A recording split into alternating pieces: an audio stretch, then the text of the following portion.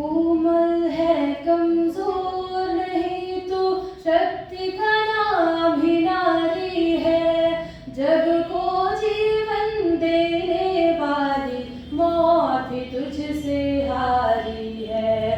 कोमल है कमजोर नहीं तो शक्ति का नाम ही नारी है।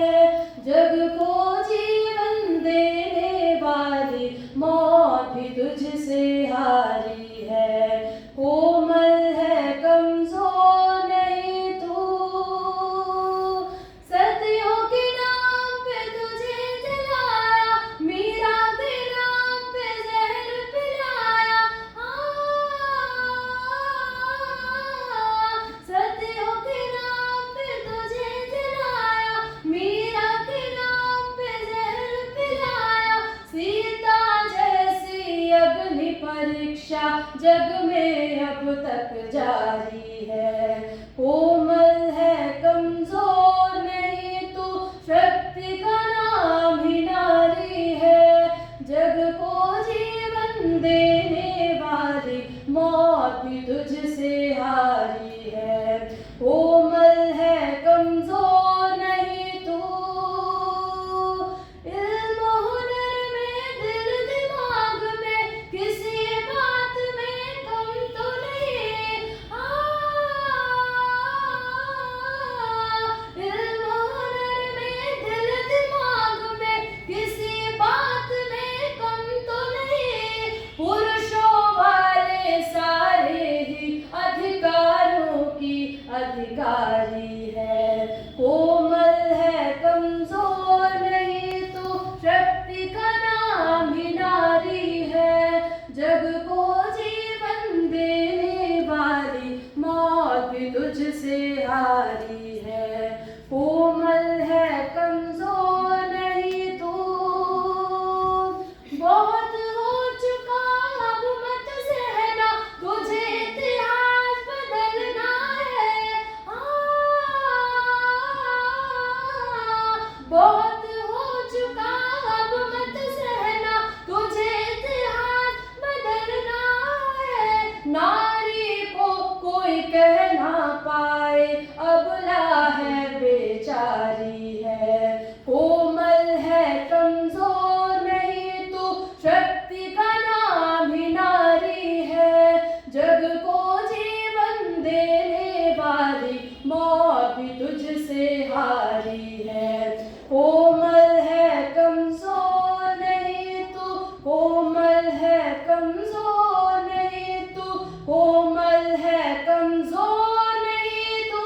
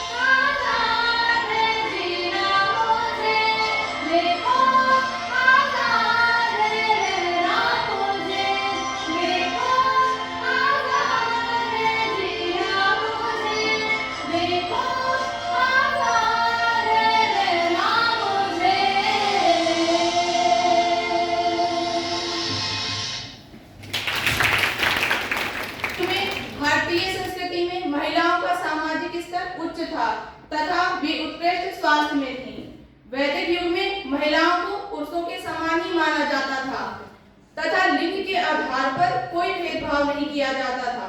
इसके अतिरिक्त महिलाओं को समाज द्वारा सम्मानित भी किया जाता था तथा उस समय समाज महिलाओं को जननी मानता था, जिसका अर्थ है माँ। हिंदू धर्म ग्रंथों में भी नारी को देवी माना गया है। वे अपने मूल अधिकारों का आनंद लेने के साथ साथ शिक्षा प्राप्त करने के लिए भी पूर्णतः स्वतंत्र थीं। उस समय ऋषियों की पत्नियां अपने पतियों के साथ आध्यात्मिक गतिविधियों में भाग लेने के लिए तत्पर रहती थीं, इसलिए उन्हें अर्धांगिनी के रूप में भी जाना जाता था। वैदिक युग में स्त्रियों को पुरुषों के समान ही समान जीवन जीने को मिलता था। वैदिक युग में स्त्रियां नश्वरता और आदर्शों के पूर्ण रक्षक और संरक्षक की प्रतीक रही हैं। यदि हम वैदिक युग में भारत की महिलाओं की शक्ति की बात करें तो वो कुछ इस प्रकार है। साकल्य देवी। साकल्य देवी महाराज अश्वपति की पत्नी तथा पहली विदुषी महिला जिन्होंने कन्याओं के लिए शिक्षणालय स्थापित किए। देवी संध्या। देवी संध्या वेदों की प्रकांड विद्वान थी तथा यज्ञ संपन्न कराने वाली पहली महिला पुरोहित। इन्हीं के नाम पर प्रातः संध्या तथा साय संध्या का नामकरण हुआ। ऐसी महान नारियों के बारे में जिन्होंने हम अपने परिश्रम और विचारों से नारी शक्ति को उजागर किया। तो ये है महिलाओं के अधिकारों के लिए लिखने वाली एक अंग्रेजी लेखक, दार्शनिक और समर्थक मैरी वॉलस्टोनक्राफ्ट। इन्होंने 1759 में लंदन में जन्म पाया था।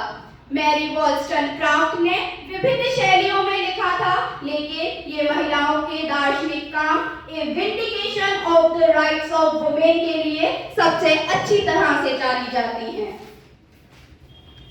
अब नाम आता है सिमोन द बोवार, जो कि फ्रांसीसी लेखिका और दार्शनिक थी, जिनका जन्म पेरिस में हुआ था। द सेकंड सेक्स जैसी महत्वपूर्ण पुस्तक, जिसने स्त्री संबंधी धारणाओं और विमर्शों को गहरे तौर पर प्रभावित किया है, इसके नारीवाद पर लिखी गई सबसे उत्कृष्ट और लोकप्रिय पुस्तकों में गिना जाता है।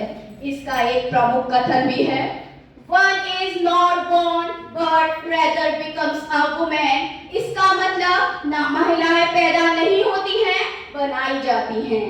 यह एक ऐसा कथन है जिसने नारीवाद की स्थापना की। मेरी शिक्षिका बहनों को सबसे पहले तो अंतर्राष्ट्रीय महिला दिवस की बहुत बहुत शुभकामनाएं। हम सभी इसके पार्ट हैं, तो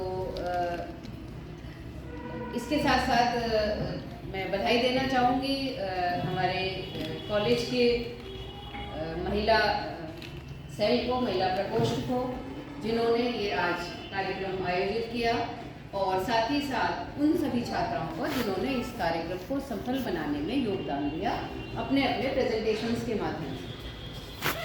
तो आप सभी ने आज ये जाना कि वैदिक काल से लेके आज तक हमारे देश में नारी की क्या स्थिति है। सबको ये, मुझे लगता है कुछ कितने बच्चों को ये बात पता थी कि हमारे यहाँ जो नारी के अधिकारों में अतिक्रमण हुआ पुरुषों के द्वारा, वो मध्यकाल में हुआ। कितने बच्चे ये बात जानते थे? सभी या नहीं? अरे कुछ हाँ या नहीं, कुछ तो बोलो भाई। नहीं जानते थे? अच्छा, तो देखिए ये ही सबसे जरूरी ये बात है कि आप लोग ये जाने कि ये महिला दिवस क्यों मनाया जा रहा है, इसकी जरूरत क्या है। तो आपने ये देखा कि वैदिक काल में जितने लोग इस बात को जानते हैं, उसके अलावा कि वैदिक काल में नारी जो है, या कम से कम भारत में, विदेशों की बात हम नहीं कर रहे हैं, भारत में नारी की जो स्थिति थी वो बहुत सशक्त थी, बहुत सुदृढ़ थी। उनके अधिकारों में कहीं कोई रोक टोक नहीं थी किसी भी काम को करने।